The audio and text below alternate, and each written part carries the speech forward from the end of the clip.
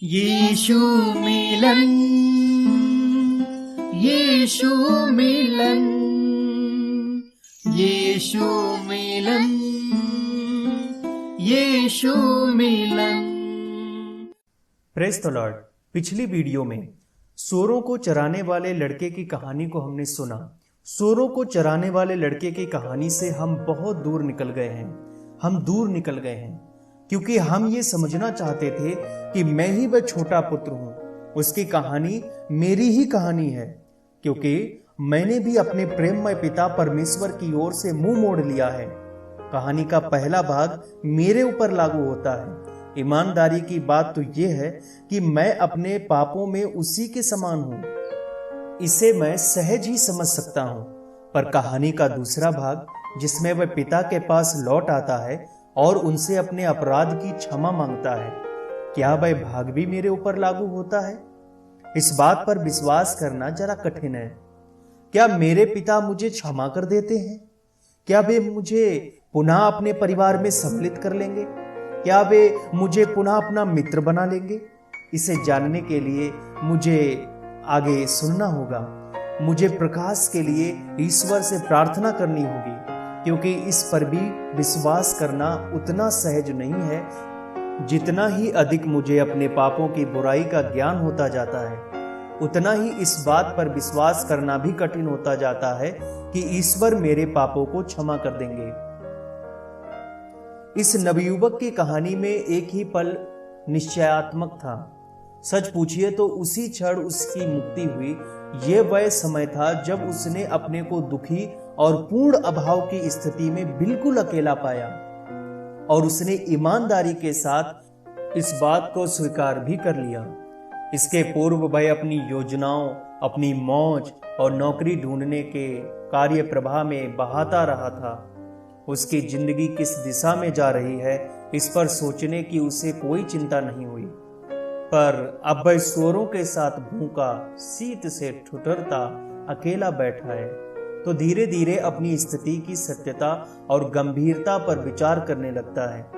वह समझता है कि वह क्या है, उसने क्या खो दिया है। सत्य की अत्यंत दुखद घड़ी है ये। अब यहां से वह ठीक समझने लगा है। वह अपने पिता की अच्छाई और प्रेम और अपनी मूर्खता और दुष्टता को ठीक ठीक समझने लगा है। वह जाएगा और नौकर के रूप में ही रख लिए जाने की प्रार्थना करेगा। वह सच्चे हृदय से स्वीकार करेगा, पिताजी, मैं स्वर्ग का विरोधी और आपका अपराधी हूं। अब मैं इस योग्य नहीं कि आपका पुत्र कहलाऊं। मुझे अपने किसी मजदूर के समान रख लीजिए। कितना कष्टप्रद यात्रा रही होगी उस नवयुवक के लिए। इसी रास्ते से वह करीब करीब 1 वर्ष पहले भी गया था। वह जान गया था कि उसने क्या किया है। उसे मालूम हो गया था कि उसने बड़ी मूर्खता की है। उसके पिता क्या कहेंगे, क्या करेंगे यदि मैं कुछ देर रुककर अपनी की हुई किसी बुराई पर विचार करूं, तो मैं उसी की बगल में, उसी की शंकाओं, उसी के भय और भावी घटनाओं के विषय में सोचता चलूंगा। पर देखिए, यह कितना आश्चर्यपूर्ण है, पर सत्य बात है। पिता इतने दिनों तक प्रतिदिन सड़क की ओर ताकते, दुखी होकर प्रतीक्षा करते रहे, इस आशा में कि हम उनके पास लौट आएंगे। हम अपनी मूर्खता समझेंगे और उनकी ओर मुड़ेंगे। हमें देखकर वे हमारी ओर दौड़ पड़ते हैं और अभी हम कह ही रहे हैं, पिताजी, मैं स्वर्ग का विरोधी और आपका अपराधी हूं, कि पिता हमें अपनी बाहों में कस लेते हैं। उन्होंने हमें क्षमा कर दिया है, हमें पुनः अपना पुत्र बना लिया है। इसी प्रकार एक पापी के पश्चाताप पर जितना आनंद स्वर्ग में मनाया जाएगा, उतना 99 धर्मियों पर नहीं, जिन्हें पछतावे की जरूरत नहीं। यही कहानी ख्रिस्त कहते हैं। हमारे बीच उनके आने और निवास करने का उनका सारा उद्देश्य इसी कहानी से स्पष्ट हो जाता है। यह बड़ी विचित्र कहानी है। ऐसी कहानी है जिस पर विश्वास करना कठिन है। इस बात पर भी विश्वास करना सहज नहीं कि मैं छोटा पुत्र हूं। सहज ही विश्वास नहीं कर सकता कि क्षमा करने वाले पिता मेरे पिता हैं। मुझे और अधिक पढ़ना होगा। मुझे इस ख्रिस्त के विषय में और जानना होगा, समझना होगा कि उनमें विश्वास करना संभव है या नहीं। मुझे देखना होगा कि उनके पास मेरे लिए कोई संदेश है या नहीं। इन बातों से हम बहुत और भयावह काम करने का प्रयास करेंगे, क्योंकि कोई भी लेखक जब कोई ऐसा महत्वपूर्ण कार्य करने की दुस्साहस कर बैठता है जिसका प्रत्येक पाठक के जीवन पर इतना जबरदस्त प्रभाव पड़ेगा, तो वह जरूर एक बार कांप उठेगा।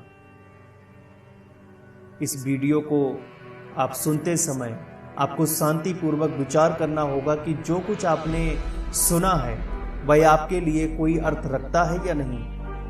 कहानी जो कही गई है वह आपके लिए है या नहीं। यहाँ आप सरलता पूर्वक और ईमानदारी से अपने से यह प्रश्न पूछें, क्या मैंने सचमुच अपने पिता परमेश्वर से अपना मुंह मोड़ लिया है? क्या मुझे छोटे पुत्र की भांति कभी दुख या अकेलेपन का अनुभव होता है? शायद शांति पूर्वक धीरे धीरे अपने हृदय में प्रार्थना करने की इच्छा हो। हम प्रार्थना करें। हे प्रभु, मुझे सिखाइए कि मैं अपने को समझ सकूं, जो कि मैं सचमुच हूं, वैसा नहीं जैसा मैं सोचता हूं कि मैं हूं। क्या छोटे पुत्र की कहानी मेरी ही कहानी है? कृपा दीजिए कि मैं अपने बुरे कर्मों की बुराई समझ सकूं। कृपा दीजिए कि मैं समझूं कि मैंने किस प्रकार दूसरों की बुराई की है। कृपा दीजिए कि अपना स्वार्थ, द्वेष और घृणा के भाव समझ सकूं। मैं सचमुच क्या हूं समझ लूंगा तो मैं उठकर आपके पास आ सकूंगा। मेरे ईश्वर, मेरे पिता, मुझे दुख है, मुझे पुनः अपने पास बुला लीजिए। यीशु मसीह के नाम में, आमीन।